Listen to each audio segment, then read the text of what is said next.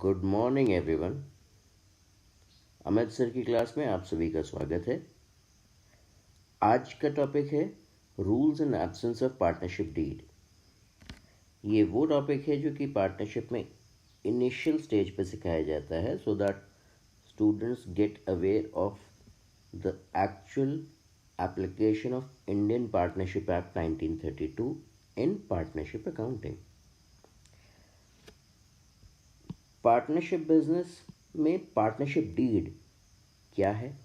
एक ऐसा written agreement है जो मेंबर्स के बीच में होता है, मतलब जो भी पार्टनरशिप बिजनेस के मेंबर्स हैं, और ये क्या करता है, ये जितनी टर्म्स एंड कंडीशंस हैं उस बिजनेस की वो सभी इसमें ले डाउन रहती हैं, रिटन रहती हैं। और ये मेंबर्स कौन होते हैं? मेंबर्स को इंडिविजुअली हम क्या बोलते हैं?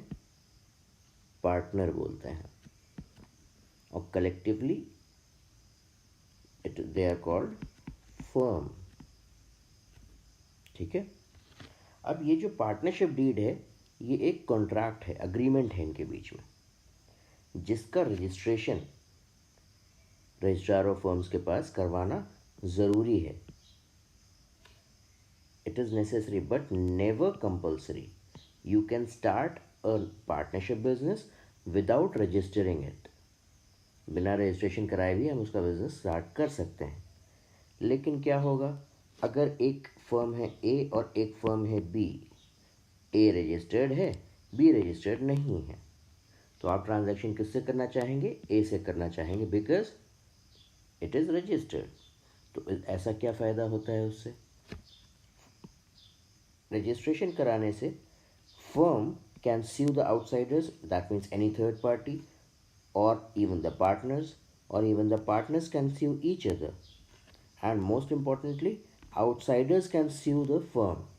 That means overall बिजनेस के रेपुटेशन पे, क्रेडिबिलिटी पे इम्पैक्ट पड़ता है फर्म को रजिस्टर कराने का, and it is improved if the firm is registered, if the deed is registered. तो ये है पर्पस पार्टनरशिप डीड का। लेकिन अगर पार्टनरशिप डीड नहीं है, if there is no partnership deed, then what happens?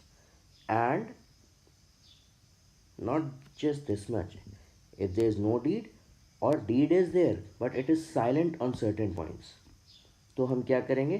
तब हमारा Indian partnership act 1932 will be in the scenario, वो अपने रूल्स या प्रोविजंस ले डाउन करेगा। और वो प्रोविजंस क्या होंगे भाई? अगर या तो आप पहले से डिसाइड कर लीजिए that what is going to be the profit loss ratio, if no then it is equal.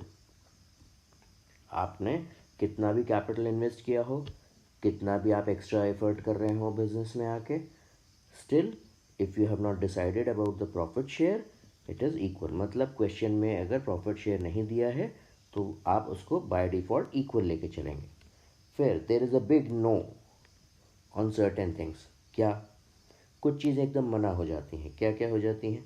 Interest on capital, interest on drawings and salaries, that means any kind of remuneration. कोई interest on capital नहीं दिया जाएगा, interest on drawings नहीं charge करेंगे partner से, और salary commission भी नहीं दी जाएगी पार्टनर को। And if there is any loan which is advanced by the partner to the firm, मतलब फर्म कभी कभी पार्टनर से लोन लेती है कि भाई लोग बैंक से लोन लेंगे तो वो महंगा पड़ेगा, इट इज़ कॉस्टली।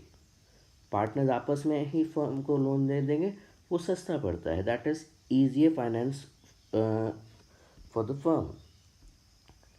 तो ऐसे में क्या करना है?